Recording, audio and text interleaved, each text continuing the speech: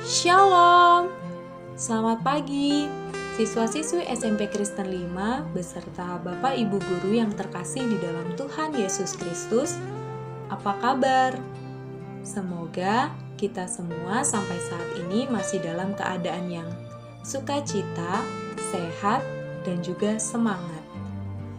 Untuk mengawali kegiatan kita pada hari ini, mari kita memulainya dengan membaca firman Tuhan dan merenungkannya.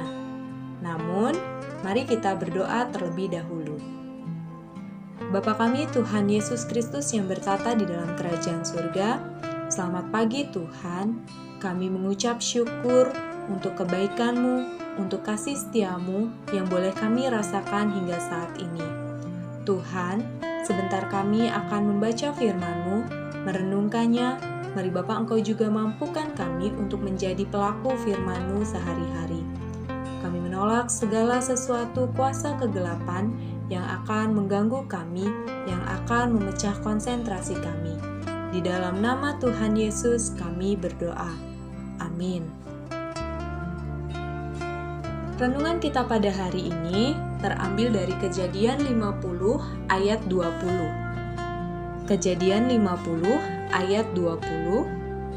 Memang kamu telah mereka-rekakan yang jahat terhadap aku, tetapi Allah telah mereka-rekakannya untuk kebaikan, dengan maksud melakukan seperti yang terjadi sekarang ini, yakni memelihara hidup suatu bangsa yang besar.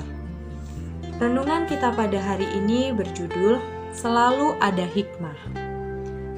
Suatu hari seorang kakek hendak berpergian keluar kota untuk mengunjungi cucunya. Sewaktu mau membeli karcis, ternyata bisnya sudah berangkat. Ia pun ketinggalan bis dan pulang dengan rasa kesal. Keesokan harinya, ia kembali pergi ke terminal 2 jam sebelum jadwal keberangkatan bis dan lalu membeli karcis. Tetapi, bukannya duduk menunggu bis berangkat, ia justru pulang sambil bergumam, "Kemarin saya ditinggalkan, sekarang gantian saya yang meninggalkan bis." Sore harinya, ia mendapat kabar kalau kemarin sang cucu ternyata sedang ada di luar kota. Untungnya, kakek tadi ditinggal oleh bis. Yusuf juga pernah mengalami kejadian yang tidak mengenakan. Kakek di atas masih lebih beruntung karena ditinggalkan bis. Sedangkan Yusuf malah ditinggalkan oleh saudara-saudaranya. Mereka bukan saja meninggalkannya, tetapi juga berencana mencelakainya. Tapi, apa yang terjadi ketika bertahun-tahun kemudian Yusuf menjadi penguasa dan saudara-saudaranya itu datang untuk meminta pertolongan? Yusuf bisa saja mendendam. Ia bisa saja berpikir, "Dulu kalian membuang dan mencelakaiku, maka sekarang aku akan membalasnya." Tetapi, bukan itu yang Yusuf lakukan. Ia sanggup menguasai pikirannya dengan baik. Bukannya mendendam, ia justru mengambil hikmah dari kejadian buruk yang dahulu ia alami. Katanya, "Kalian telah bermufakat untuk berbuat jahat kepada saya, tetapi Allah mengubah kejahatan itu menjadi kebaikan, supaya dengan yang terjadi dahulu itu, banyak orang yang hidup sekarang dapat diselamatkan." Ketika ada sesuatu yang tidak mengenakan terjadi, pikiran kita cenderung selalu fokus pada hal-hal yang buruk. Misal, balas dendam, kecewa, marah, kesal, dan lain sebagainya.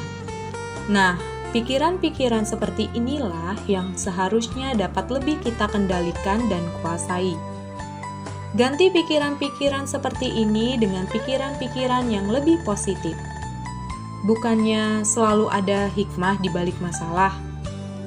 Bukankah selalu ada pelangi di balik hujan? Ya, apa yang terjadi dan kita alami sekarang mungkin memang tidak sesuai sama apa yang kita harapkan. Tetapi, percayalah jika ada sesuatu yang baik yang sudah Tuhan persiapkan untuk kita. Bahkan, jika kamu tersandung pun, setidaknya kamu sudah melangkah maju. Demikian firman Tuhan pada hari ini. Mari kita menutupnya dengan doa. Bapa kami, Tuhan Yesus yang bertata di dalam kerajaan surga, terima kasih Tuhan untuk firman-Mu pada pagi hari ini. Kami mau belajar dan kami mau diajar untuk menilai dan mengambil hikmah dari segala sesuatu yang terjadi di dalam hidup kami. Karena kami percaya bahwa semua yang terjadi di dalam hidup kami adalah rencana-Mu, dan kami imani bahwa rencana-Mu adalah rencana yang baik untuk hidup kami. Bapa, sebentar kami akan memulai aktivitas kami. Berkati setiap siswa Tuhan dimanapun mereka berada saat ini.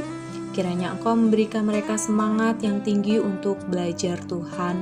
Walaupun kami harus belajar dari rumah dan terpisah jarak oleh teman-teman dan Bapak Ibu guru kami.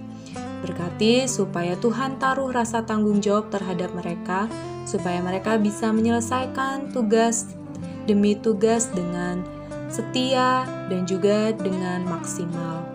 Tuhan yang Maha Baik, kami juga berdoa untuk setiap Bapak Ibu guru, dimanapun mereka berada saat ini juga Tuhan, kiranya Engkau memberikan mereka panjang umur, Engkau memberikan mereka kesehatan, dan Engkau memberikan mereka kemampuan untuk tetap terus memberikan yang terbaik untuk peserta didik Tuhan. Tuhan, pada saat ini juga kami berdoa untuk setiap orang tua siswa, dimanapun mereka berada dan apapun yang saat ini mereka kerjakan.